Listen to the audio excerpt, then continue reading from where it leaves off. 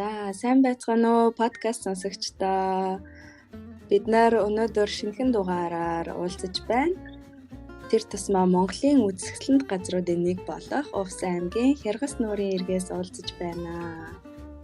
Сайн уу, орой минь. Сайн уу.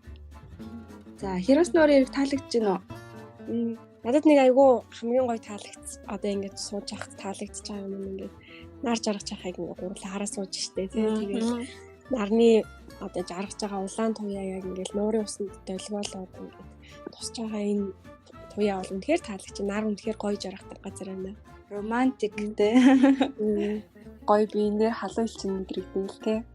Тэгээ энэ удаагийнхаа угаас уулзлаараас Монгол орондоо уулзъя гэдэг ярьсан. Тэгээ бас гоё газрыг сонгож уулзж байна. Гоё наа. Тэгэд энэ гоё орчинд өнөөдөр quarter life crisis-ийн талаар ярил ямар байна? Хямрал гэл товчлоод хэлчихөө залуу үеийнхэн тохиолддог хямрал. Quarter life crisis-ыг миний ойлголт бол нэг юм байна л да. Амьдралын чиглэл зөв эсхийг одоо мэдэхгүй эргэлзэх, амьдрал нь чанартай байна уугүй юу гэдэгт эргэлзэх ихэнхдээ 18-аас 35 насныханд тохиолддог ийм нэг хямрал юм байна гэж ойлгоод байгаа. Ер нь бол яг түрүүний 18-аас 35 нас ч юм бол одоо хүний амьдралын хувь хүний хөгжлийн, ажил карьерийн бүр оргил үе гэж би боддог байхгүй. Тэгэхээр яг энэ оргил үедээ хүн бол яг бүхэл хариуцлагыг өөрийнхөө нуруунд дээр өөрж явдаг тийм. Яг амьдралд юу хийх, цаашдаа яах ёстой маань яг миний л сонголт, миний шийдвэрээс шалтгаалдаг үе учраас яг тэр үедээ хүн одоо карьер талдаа тийм илүү санхүүгийн байдал, одоо харилцаа холбоо тэрийг тойрсон нэг тийм найдваргүй жижиг асуудлуудад айгүйх шантарч хямрах гэдэг юм л тий. Тэгээд эргэлзээ төрж илүү урам зориг ингээд хуураад цаашид би яг одоо яах ёстой юм бэ? Би одоо юу хийх ёстой? Би юу хийгээд ингээд амьдраад байгаа гэсэн бодол хүртэл төрдөг. Энийг яг тэр quarter life crisis гэдэг юм билий. Нөгөө илүү одоо хувь хүн болоод гарч байгаа баг процесс тий.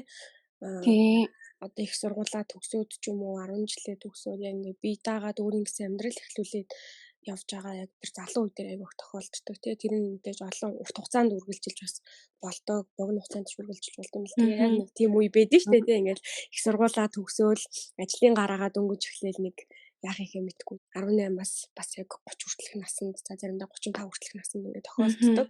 Тэгээ ажил, амьдрал тэгээд бас харилцаан дээр тий одоо хосын харилцаан дээр ч гэсэндээ ингээд хямрдаг юм уу юм байл тийм тодорхойгүй байдлаас айгүйх шалтгаалдаг. Цаашид би яг яах ёстой вэ те? Энэ бүхэн одоо тэр нөгөө жижигэн шалтгаанууд нь давтагдаад ивэл би яг юу хийж чадах ёстой юм бэ гэд ирээдүйдээ айгүйх фокусэл санаа зовдөг гэжсэн. Миний бас нэг судалсан юм дээр ингэж хэлсэн. Германы сэтгэл судлаач Эрик Эриксон гэдэг хүний одоо ингээд насан туршид ингээд төрөөд одоо ингээд амьдраад явж явах одоо хугацаанд нийт тохиолддог нэг 8 төрлийн хямрал байдаг гинэ. Би заавал одоо юу гэдэг нэг хүн 8-уулангийн бүгднгийн туул хаалдгүй аль нэг юм ч юм уу зарим тохиолдолд 2 3 нь байж болно. Тэгээд энэний бас нэгэн тийм олон давтагддаг арай од хямралны энэ quarter life crisis байдгаа гэж бас байна лээ. Тэгээ од хямралын одоо энэ насны англиараа ч гэсэн ер нь бид нарт айгу тохирсон хямрал юм шиг харагдаад байна л да. Тэгээ бид нар нөгөө насны англилт нь багтчихад байдаг. Тэгэхдээ хүн болгоны амьдрал чинь нэг өөр юм гэсэн замтай шүү дээ. Тэгээд хүн болгоны амьдрах зам чиглэл хурд нь харилцаа адилгүй. Тэгэхээр насаар дан хязгаарлахгүй ер нь элбэг тохиолддог нэг тийм хямрал юм байна гэж ойлгож болно те. Тэгээ бас одоо надад ч гэсэн яг ингэж одоо ажил дээр ч юм уу эсвэл амьдрал дээр ч юм ингээд юм хямарч исэн үед бол мэдээ тохиолдож исэн. Тэгээ бид нэр зарим нь одоо тэрийг ингээд мэддэг.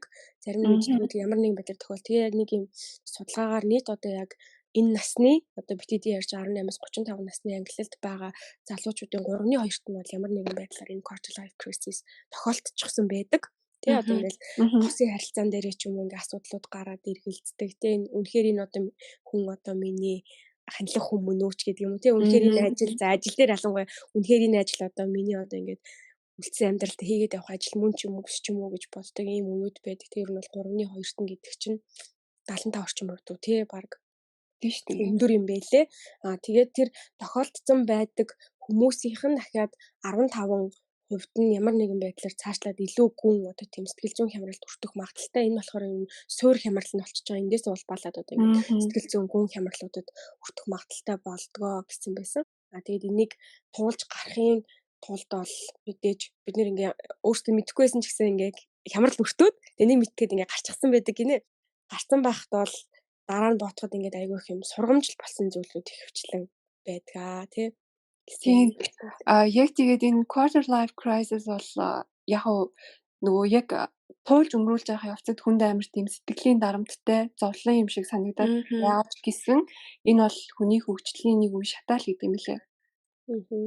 Яг нэг чадахгүй юмтайгаа нүүр тулаад тэрийг давж гараад цаашид амьдрах илүү ухаан суугаад юу ихээ мэддэг болчоор асар том хөгжлийг хүн бол бас олж авч байгаа. Тийм шүү дээ. Ер нь бодоод үзэхээр карьертэй холбогдох юм байна. Хосын харилцаатай холбогдсон. За санхүүгийн хувьд эргэлзээтэй байх айц төрөх, урам уграх ч юм уу тий. Тэгэхээр энэ чинь амьдралын хамгийн чухал сэдвүүдийн ингээд нэг юм шиг санагдчихлаа л та карьер, хосын харилцаа, санхүү эннийхээ талаар бодож гин, төлөвлөж гин, хямраад ч гэсэн тий энэ талаараа одоо төлөвлөгөө гаргаж гин, даван тулж гин гэдэг ч юм уу илүү хүчтэй болгож байгаа юм шиг санагдаж байна. Тий одоо ялтч саяны даадаг юм бас хэлсэн хүний хөгжлийн нэг шат ер нь бол баг байдаг тий. Туулаад өнгөрөн тэгээд давж угасаж чадна. Тэгээд энэ дээр нөгөө нэг яг ямар шалтгаанаас болоод бид нар одоо ийм зүйлтэй тулаад идэг вэ гэдэг талаар гурлаа жоохон дэлгэрүүлээд ярилцах уу. Тэгээд нөгөө дөнгөж сургуулаа төгсөж байгаа хүмүүс байдаг та. Одоо яг 18-аас 22 насныхан тий. Би яг ингээ өөрийгөө бодож байгаа юм л да. Их сургууль тогтоо ингээл амар гоё тэмүүлэлтэй. Хаста би ч тэгээд ингэн гэл бүх юм гоё гэгээлгээр хардаг. Тэгээд юу ч ингээд хийгээд эхлүүлсэн бэ гэсэн амар гоё зөрөгтэй ордог. Би ч яг ингээл тэгэнгүүт яг нэг юм хаалчиг ингээд саад мэдээж хүний амьдрал гарна тий. Нөгөө нэг төсөөлж исэн бүхэн маань яг бодит амьдралтай нийцгүй болоод эхлэнгүүт хамгийн анхны quarter life crisis орох шалтгаан нь үүсэж байгаа юм л гэж яг бодож байна. Одоо би ингээл яг нөгөө жоохон хөвгт чинь тооцоо байхгүй одоо ажил дээр гараад хэдэн жилийн дотор баг тийм албанд шалдчихвал тэгэл бүгднийг мэддэг чаддаг болчихно гэл орно штэ. Тэгээд ажилдаа орсон эхний өдрөө ингээл ажиллаа мэдгүй ингээл нэг хүн загнуулаа штэ. Тэгэл ингээл тэр байдал голно даймжраад тавтагдаад ах юм бол яг би үнээр чадахгүй мэн яастаа би үуч чадахгүй гэл өөрийгөө ингээл голоод урган нуураад эхэлдэг гэж байгаа байхгүй юу. Ажил дээр гараад бол надад ингэ санагдаад идэв шүү дээ. Бид нар чинь ингээд хичээлээ үзэж байхад бол ингээл айгу аль болох дандаа гой өнцгөөс хардаг шүү дээ. Ингээд нэгцнийхаа дандаа гой сайхан зүйлүүдийг нь яриад тэнгуут яг нөгөө бид нар ч бодит амьдрал дээр тэрийг туршаад үзэхээр мэдээж юм болгон сайхан байхгүй тэгээ сар талууд ч гэсэн угаасаа байж байгаа. Тэгэнгүүт яг ингээд төсөөлж ийснээс өөр олчингод мэдээж хамарнаа. Тэгээ бас нэг ажилтай холбоотой сайн ярьсан чинь санд туршлаа. Одоо нөгөө эцэг эхийнхаа ч юм уу эсвэл ойр дотны хүмүүсийн зөвлснөөр яг өөрөө шийдвэр гаргахгүйгээр мэрэгчлээ сонгосон байдаг штэ тий. Тэгээд яг сурж явах явцад бол тэрийг нэг хүн мэдгүй. Тэгээ яг ингээ гараад ажилласан ч үнэхээр энэ бас миний хийх ажил биш байна. Би чадахгүй байна ч гэдэг юм. Энээсээ болоод ингээд хямралд орчдөг. Энэ хямарсан байгаа үед бол яг гэхээр дөнгөж одоо 18-тай 20-тай 21-тэй байгаа бол ахаад сурах хангалттай угаасаа цаг хугацаа биднэрт байна тий. Хүмүүжлийн альва зүйлийг үзэж эхэлж байгаа үе учраас өөрийнхөө одоо сонирхсан зүйлийг олоо мэдээж ингээд сонирхсан зүйл олохын тулд бас олон зүйлийг туршиж үзэх хэрэгтэй байх. Юунд сонирхолтой ямар мэрэгжил гоё ингээд илүү одоо нэг судалгаатайгаар ч юм үндэслэлтэйгээр ингээд бас өөрийнхөө сонирхлыг олох. Яг үнэ. Тэгээд юуг бас мартаж болохгүй те. Дуртай мэрэгчлэрээ сурсан ч гэсэн тэр мэрэгчлэрээ ажиллаж чадахгүй эсвэл ажлыг бас хийх боломжгүй тийм хүмүүс ч гэсэн зөндөө байдаг ш. Тэгэхээр хүсээгүй мэрэгжил, буруу мэрэгчлэрээ төгссөн одоо яана гэд гарцгүй юм шиг санагдах. Тэр бол хэвийн айц төрж байгаа бол бас хэвийн зогсохгүй хамгийн гол нь нэг олон зүйлийг туршиж үзэх хэрэгтэй юм лээ. Тэгэд хийх дургүй зүйлээ хангалттай сайн хийж үзсээр байгаа л юунд туртай гэдгийг олж авдаг гэдэг ш. Тэгэхээр зогсолтгүй олон зүйлийг турших, ажлуудад сайн өөрийгөө тэгээ сорж үзэх.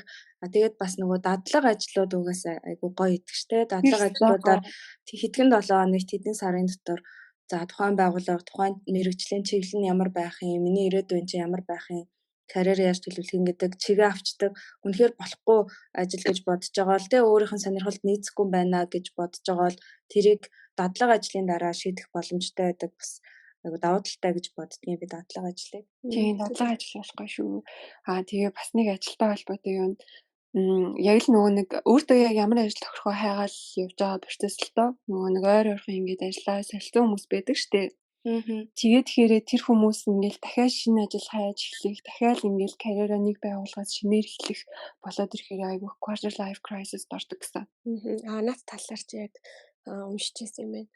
Яг ингээд нэг ажлаа солиод эхэлчихдээ штэ тий. Тэгвэл нь байн ингээд тэрэн таалагдахгүй бол дахиад соличтой тий. Ингээд quarter life crisis орсон бол сүүлийн баг ингээд нэг юм уу 2 жилийн дотор ингээд баг 4 5 ажил солилцсон кейсүүд айгүйх байдаг. Тэгэхээр тэр одоо сэтгэл санаанд нь юу өсч гэсэн үг? Одоо жоохон л юм болохгүй бол сольжээ гэсэн тийм бодол төрж байгаа юм болоо. Яаж байгаа юм бол? Тий, айгүй нөгөө нэг тийм бас давхар сэтгэл зүйн хувьд ингээд айгүй roller coaster гэдэг дээ шүү дээ. Нөгөө амар хувьсамтгай болчдөг нөгөө тэр бас айгүй нөлөөлдөг баг. Ингээд таалагдахгүй болонгоо за гэж гар авчдаг ч юм уу тий. Тэр хүн нөгөө өмнөх дурсамжуудаа одоо ингээд өмнө туулж үзсэн зүйлүүдээ сайн тэр талаараа бодож хүнтэй ярилцаж тэр зүйлээ өөрөө анализ хийж ойлгоод цаашаа дараагийн алхмаа эхлэхгүй бол тийм нэг траума болоод үлдчихдэг. Одоо яг энэ бодож шалтгаан муу юм уу биш юм уу?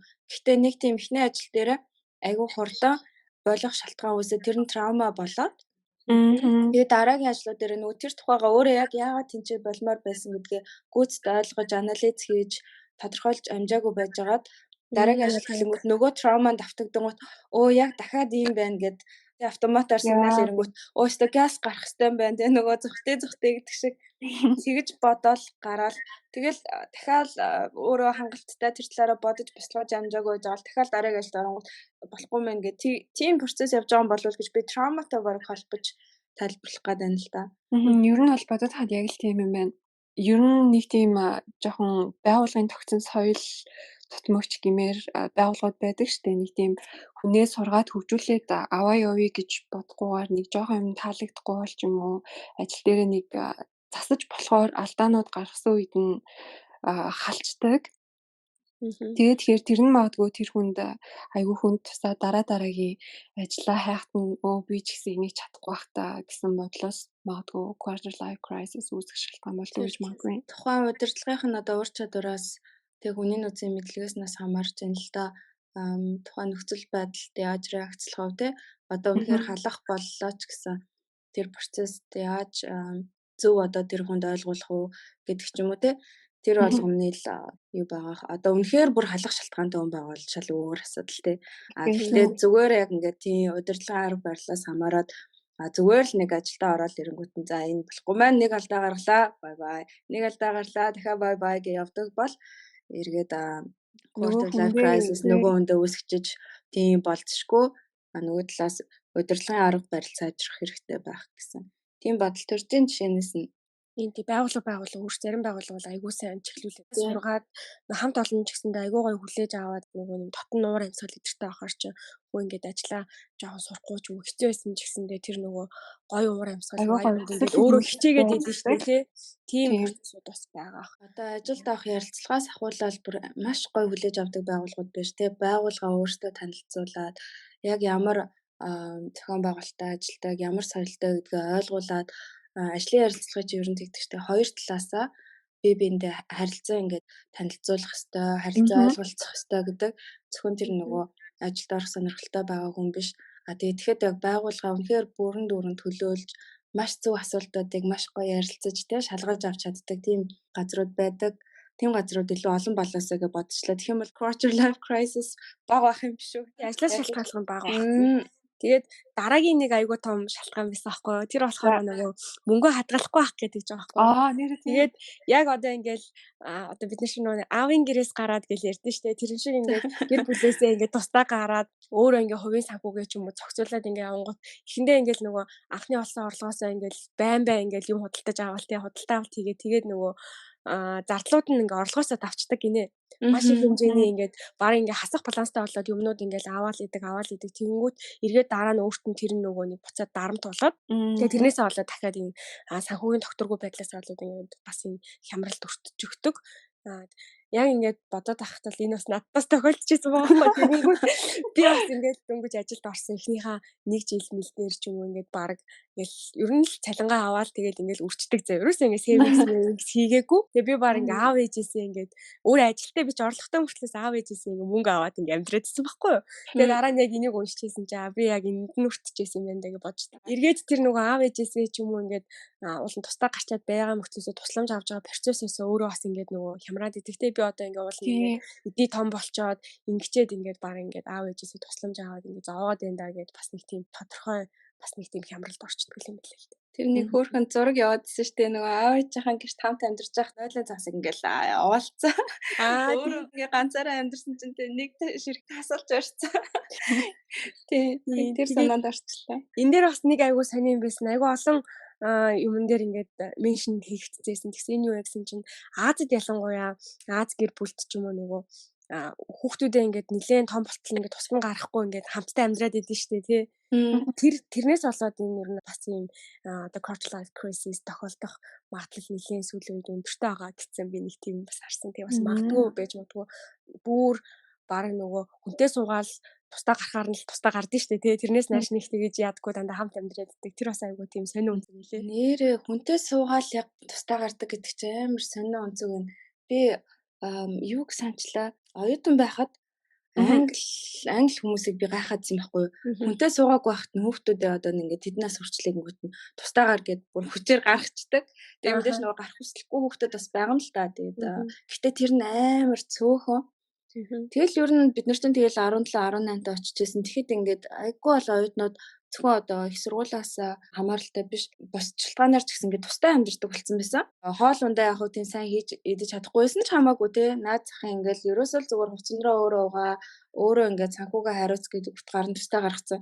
Тэгээд би бас бодож исэн байхгүй. Заавал хүнтэй суухыг хүлээхгүй ингээд яг тустай гаргацдаг бас айгүй зүгээр юм. Гэтэ сони ингээд бодож исэн юм аа. Яг нөгөө би дааж сургаж авахгүй те угаасаа тэгэл насаараа гэртээ амьдрахгүй тодорхой те өөр ингээд дараа нь ингээд тусдаа бүх юмаа зохицуулаад явахаас учраас эртнээс бас тэрэнд бэлтгэгддэг.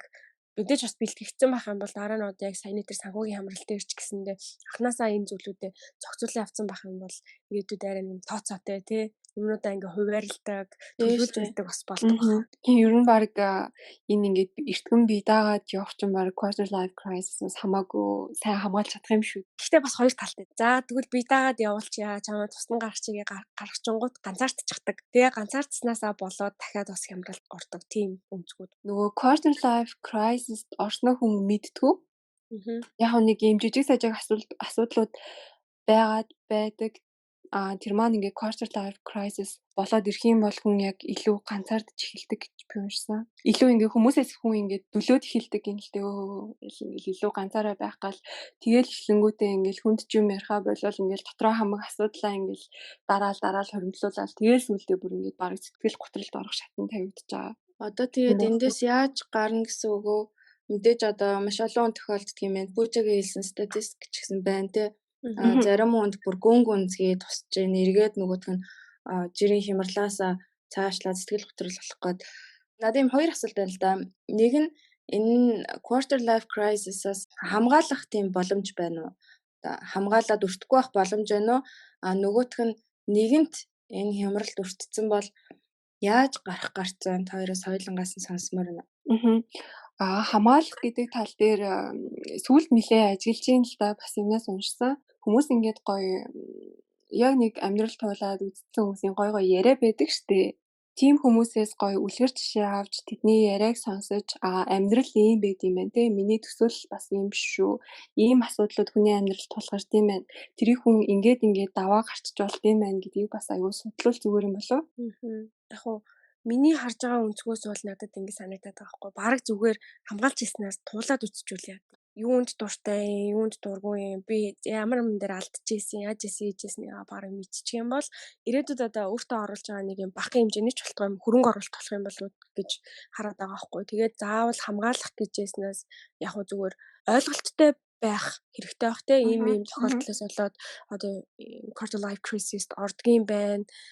Ийм нөхцөл байдалд орох юм бол бас ингэж болох юм байна гэдгээ зүгээр мэдэх хэрэгтэй бах. Тэгээд мэдсэн ч гэсэн баг туулаад өнгөрцөн дээр юм шиг надад Яг санагддаг. ер нь тийм туулаад өнгөрөөд тэгээд олон хүн туулаад даваа гараад явж байгаа. За тэгээд давж гарч чадахгүйсэн ч гэсэн дахиад нэг зүйлийг ойлгож авч байгаа. Дараагийн баг илүү том хямралаас аварчих байгаа юм билүү. Сурж байгаа бүх юм л хэрэг болдог учраас тэгэхээр ер нь чанартай мэдээллийн хөөсөр олонтой байх хэрэгтэй юм байна. Тэгээд энэ хямрал нь яг яаж явагддаг гэдгийг мэдээд авчвал баг өөрийнхөө гарах гарцыг олоход туслах юм байна гэж хоёрын хариултаас ойлголоо. Энэ нас ч өөр айгүй тийм эмзэг үе шүү дээ тий. Хүнтэй нийлж байгаа, үерхэж байгаа. Тэгээд хосын харилцаан дээр ч гэсэн яг энэ хүний одоо хамт байх өмнө үү биш үү гэл айгүй хэрэгэлзээтэй зүйлүүд гардаг. Энэ үед яаж өөрийгөө тайвшруулж, яаж өөрийгөө бас гоё сэтгэл санаагаа өргөх ёстой юм болоо. Хосын харилцаан дээр ер нь бол ингээд нэг хүнд ингээд амар их бүрэн итгээ за энэ яг би нүдээ соонмон гэж бодцсон үе байдаг шүү дээ. Тэгээд тэгж жаад нөгөөх маань фейлд ч юм уу тхүү ингээд бүр ингээд шок бүр ирээдүйд хамаг ямаа нөгөөндөө хамт төсөөлсөн байжсэн чинь байхгүй болчихгоо. Яг тэр үед бол хүн айгүй найз нөхдөдөө ойр байх маш их тусалтай юм шиг санагдсан.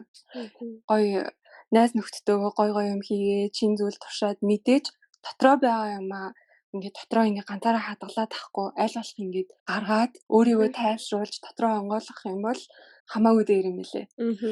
Нөгөө нэг тийм үг байдаг тий. Анхны хайр хизээж бүтгүүгээд.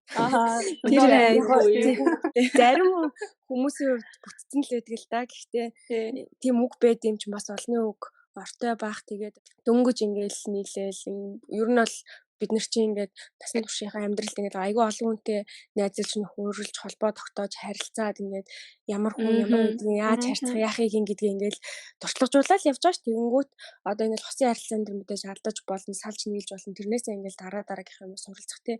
Үнэхээр одоо ингээд энэ яг л миний матч байна гэж бодсон байсан хүн чинь биш байх юм бол тэртээ тэргүү амьдрал байна, дахиад өөр хүнтэй уулзсан ч юм уу тэрийгээ бас айгуу сайн тийм ялгаж салгадаг байх хэрэгтэй байх гэж байна. Бүх юмаа ингээд нэг хүнд даатгаад ч юм уу бүх зүйлээ ингээд нэг хүнээс хамааралтай болгоод бодоод авах бол бас хэрэггүй ах. Тодорхой хэмжээнд бас өөрөө нэг тийм бие даасан байх бас хэрэгтэй.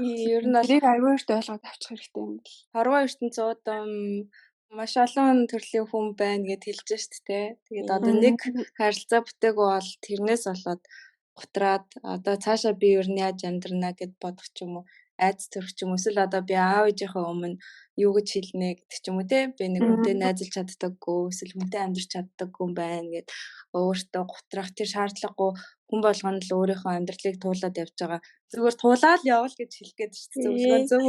Never mind, I will find someone like you. Дуу хэлснээс тэр John Mayer-ийн Why Georgia гэдэг дуу байдаг юм билээ. Тэгээд quarter life crisis-ийн үед сэтгэл санаанд ямар одоо өөрчлөлт ордог, яаж хямардаг, бас дээрэс нь юу бодогддог талаар маш гоё тэр мэдрэмжүүдийг текстэндээ үгэндээ буулгасан.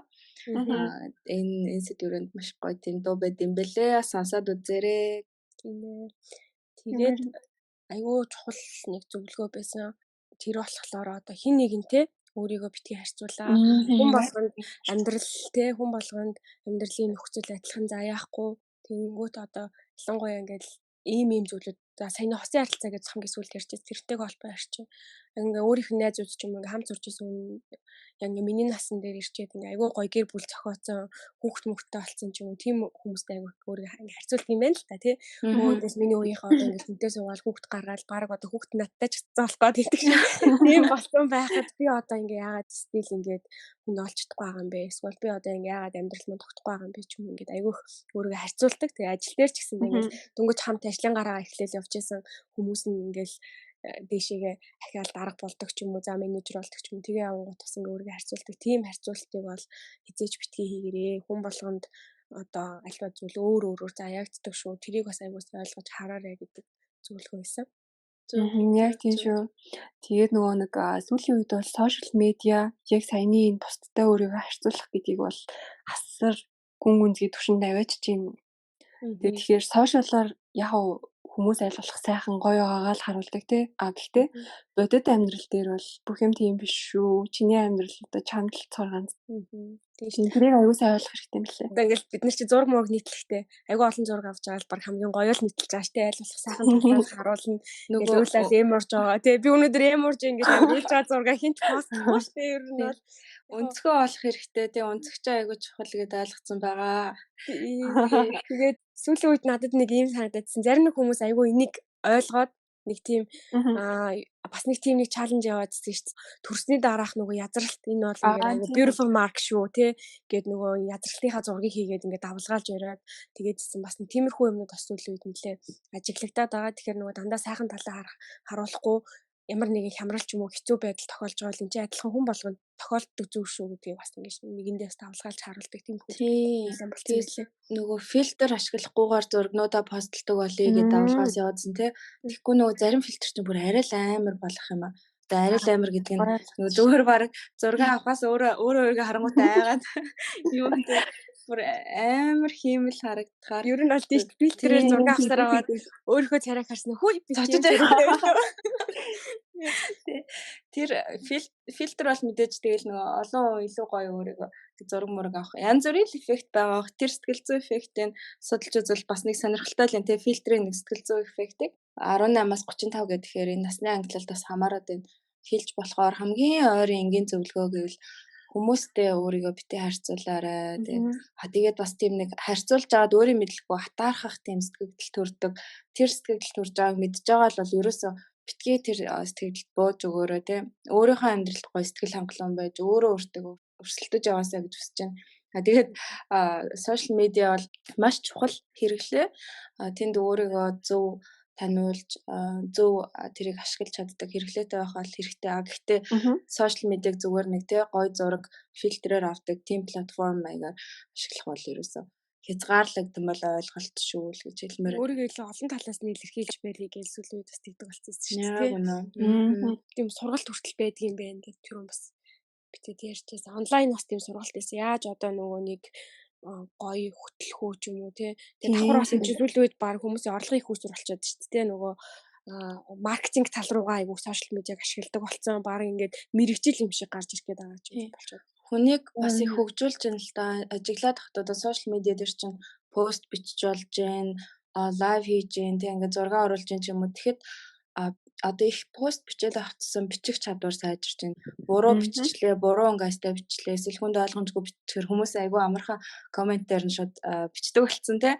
Тэр зма паблик постн дээр айгүй илэн далангүй хүмүүс тэглээ илэрхийлдэг болсон болохоор ер нь бол энэ төрлийн зүйлсийг хийж өөрийнхөө уур чадварыг ахиулах бол нэг тийм илүү зүйл бол биш ээ. Ер нь тийм ирээдүйд бол олон л хэрэгтэй уур чадвар гэж бодож байгаа шүү дээ. Айгүй олон платформ байгаа шүү дээ. Зөвхөн одоо нөгөө Instagram, Facebook гэдэрээр хязгаарлагдахгүй айгүй олон төрлийн өөрийгөө илэрхийлдэг. Тэ одоо жишээ нь би бол сүүлийн үед нөгөө медиум хөтлж эхэлсэн байхгүй. Тэгээд номын тэмдэглэлийг эхэлж оруулахдаа би бол яг саяны хэлсэнчлэн жоохон бичих чадвар арай жоохон юм дотмогтой айгүйх олон үгийн алдаа гаргадаг. Эсвэл найруулга нь арай жоохон сонин ч юм уу тийм байжгаад тэгээд хит хитийг ингээд нийтлээд авах тусмаа бас миний хувьд бол айгүй гайгүй болсон. Бүр гоё болоод байгаа зү. Ер нь бол хамгийн ихний нөгөө нэгдүгээр постоос л илүү болоод байгаа зү тэ. Яг тийг санагдсан. Тийм тэгэл ер нь бол тэгэл ямар ч бараа юмнаас гэрлийн олоо харсан байхад амьдрал аз жаргалтай гэдэг шиг жижигэн ч ихсэн асуудлаас гоё одоо тийм юмнаас өөрийгөө хөгжүүлэх юм их хүн бас олоод харчвал гоё юм те. Ер нь quarter life crisis гэж ихсэн чаваа хөгжлөж үе шатчих. Дахиад нэг өгөх зөвлөгөө болохоор зарим хийж бүтээсэн жижиг жижиг зүйлтэй аягүй сайн талархах өөрийгөө урамшуулж авах хэрэгтэй байдаг юм байлээ. Заавал нэг том амжилт гаргаад тэгжээж л одоо өөрийгөө нэг шагнадаг урамшуулдаг биш те. Жижиг жигсэн зүйлээс ингээд суралцаад сайн зүйлсийг хийж яахгүй ингээд алхам тутамдаа суралцж идэг болохоор тийм юм үедээ ч гэсэн ингээд аягүй сайн би чинь нэр нэг ийм зүйлийг даваад гарчлаа шүү гэж боддог урамшдаг байх сайн хэрэгтэй гэсэн зүйл. Тийм юм байлээ. Нөгөө хийсэн алдаагаа хүмүүс айгүйх бодвол шаналаад идэж тэрний оронд жижиг жигэлтгүй амжилтуудтай талархаж явах хэрэгтэй. Тэгээд зөв хүмүүсээр өөрийгөө хүрээлүүлж тийм маш гоё яриа харилцан яриануудыг үүсгэж явах бас гоё юм байна гэж би боддгийн. Ер нь альва нэг хямралаас гарах арга зам бол айлбал ганцаараа байхгүй тий ганцаараа байх тийм хэсэг хугацаа хүнд ер нь аюу хэрэгтэй л та яг өөрөө ингээд reflection хийнэ гэдэг те өөрийнхөө тухай бодоод би одоо өнөөдөр яг зөв болох юмудыг хийсэн үү би одоо өөрийнхөө хамгийн сайн хэлбэр байж чадсан уу ч юм уу те мэдээж бодохын цаг хэрэгтэй гэхдээ эцсийн дунд хит их бодоод байвал хүн өөрөө нэг гарцаа олж авч чаддаг улам төөрөлдөөд хямрал ах юм бол улам гүнзгий унчих гадах магадaltaй тэгэхээр миний өөрийн баримтлагдаг зарчим гэх юм бол маш тийм оюунлаг тэгээ дээрэс нь олон талаас юмыг харж чаддаг ийм нэг энгийн атаархал үзээ адалт гэсэн тийм зүйлүүдээс ингээд холдсон илүү гой зүйлсийг хорвоод харж чаддаг илүү өөр зорилтууд тавьж чаддаг ингээд тийм хүмүүсээр хүрээлүүлээд өөрийгөө тийм гоё яриануудыг их үүсгэх юм л гой санагддаг тэгээ тэр чигээрээ ингээд өөрийн шин зорилгууд гаргаж ирэх өөрөө хийж байгаа зүйлүүдийг болон чанаржуулах ч юм уу боломж олддог санагддаг учраас хямралд орсон ч гэсэн гял гарчдаг одоо тийм тусалцааны нэг одоо арга хэлбэр маань байна л да. Тэр энэ бол бас хүмүүс тэрэг болох болов маш гоё оюунлаг наад захын тийм хэрэгцээний төвшний зүйлээс ангиж ирсэн. Тийм гоё хүмүүсээр бас өөрийгөө хүрээлүүлвэл их гоё идэг шүү. Тийм шүү дээ. Эцэг эхтэйгээ ярьж аягүй зөвлөгөө авдаг шүү дээ бид нар тий. Тэрээс гаднаас өмнөх подкастынхаа дугаарууд дээр ярьжсэн бас нөгөө ментортай болох ч юм уу тий. Тэр тал дээр бас аягуулсан ярилцаж үз. Тэгээд сүүлийн үед бас залуучууд би нөгөө LinkedIn-ээр ингээд ороод харангууд өөрөө ингээд за энэ хүн миний ментор болох болов гэсэн хүндээ бас аягуул чөлөөтэй ханддаг болсон юм байлээ. Ингээд нэг invitation чиг ч юм уу өгөөд тэгээд та ингээд миний ментор болоод өгөөч гэдэг санал тавьдаг тийм юмнууд бас аягуух ажиглагдчихжээ. Тэгэхээр бас тэгээд үзэх зүгээр баг. Тийм татгалцсан ч яах вэ те тэр хүн завгүйгээ хэлсэн ч хамаагүй шүү дээ ямар энэ надаас ментор болохыг асууж илэг зарлаад явалтан ш зарлаад явж байгаа бол тэр хүн үнэхээр өөрөө чи ментор болох хэмжээний хүн бишээс байна. Тэгээд бид нар чи аливаа зүйлийг оролдлого хийж ээж л тэгээд алтан гардаг ш те одоо ингээл хүүхд байхад уншиж сурахгүй ингээл амар болоуда тавтаал загнуулаад тэгэл ингээд сурдаг ш тэгэхээр ч угаасаа ингээд аливаа зүйл дээр дандаа оролдлого хийгээл тэрнийхээ эцэс тэр зүйлээ олж авдаг л гэдэг нэг тийм зөвлөгөө энэ да. Тэгээд яг энэ quarter life crisis-ийн үед нөгөө бас айгүй чухал нэг зүйл өдөр болгон ингээд хэрвээ хямралд орсон бол би яг юуны төлөө амьдраад байгаа юм бэ гэж ингээд өөрөөсөө асуудаг ш те амьдралын юм итгэхгүй амьдрал чинь ингээд амар зориггүй утгагүй юм шиг санагдаад байдгүй хэрвээ тийм бол зорилгоо тодорхойлоорой. Өмнөх дугааруудтай ч гэсэн айгүй уйлдаж байгаа хгүй тийм ингэ зорилго гэдэг бол айгүй чухал шүү. Тийм учраас зорилгоо зөв тодорхойлох тэрнийхээ төлөө бас степ хийдэг байх тийм зорилготой байх юм бол ер нь бас хямралд орохгүй юм байлээ шүү. Өстой үнэтэй зөвлөгөөнүүд байна. Энэ Увс аймгийнхаа Хэрэгс нуурын ирэг дээр өнөөдрийн дугаар бас их онцлогтой юм байна гэж би бодлоо. Газар нь өөрөө их гоё те тэгээд нэг амархад гоё зураг авахд гоё фильтргүй зураг авах боломжтой гоё гарч ирээ. Монголын үзэсгэлэнт газруудын нэг байна. Үнэхээр фильтр орох юм бол баг өнгийн нэвтчихмээр санагдчихж байгаа тийм гоё өнгө гэрлэн таарсан газар нар жаргаж байгаа процесс нь өөрөө бүр вау романтик гэж ямар сандаа хэлж байгаа. Тэгээд бид гурав хамтдаа өнөөдөр сууж агаад онцлог дугаар буюу хамгийн гоё өөрсдийнхөө сэтгэл ойр байдаг зөвлөгөөнүүдийг нууж хаалгүй хэлсэн хуваалцсан ийм дугаар боллоо гэж бодож байна. Тэгээд энэ зөвлөгөөнүүдээ өгсөн та хоёртаас маш их баярлалаа. Баярлалаа. Дараагийн дугаарыг тийм 100 дуусаас өмнөх гоё дулаахан гоё газар юм ярих юм. Тэгээд дараа нэг хүүтэн газар очих уу? Халуун уутай харьчих юм бол. Үгүй 100 дуусаас өмнө жинжиг нэрийн намар болсон байгаа юм биш тий. Нэг мэдсэн чинь намар болсон. Дараагийн дугаарыг халуун оронд хийдэг юм уу гэж бодож байна. Юу гэж бодож та хоёр санаж байна. Гоё харин. Тэгё. Тэгвэл тэгээ зорилтоо тавиад гурлаа дараагийн дугаараа халуун орноос тэгээд бас маш гоё зөвлөгөөнүүдийг ингээд цаашаа бас өгчээл зүгээр юм гэж бодлоо. Мэдээж уншиж судалсан зүйлүүд сонирхолтой судалгаанууд бидний боддог, үзэж туулдаг зүйлсийг илүү гоё баттгадаг. Гэхдээ бас өөртөө бид ойр байдаг, сэтгэлд ойр байдаг зөвлөгөөнүүд бас харангуйгжүүл гоё юм гэж бодлоо. Дараагийн дугаараар бас зөвлөгөө аривантай уулзъя. Түр баяртай. Баяртай. Дараа уулзцгаая. Дараа уулзцгаая.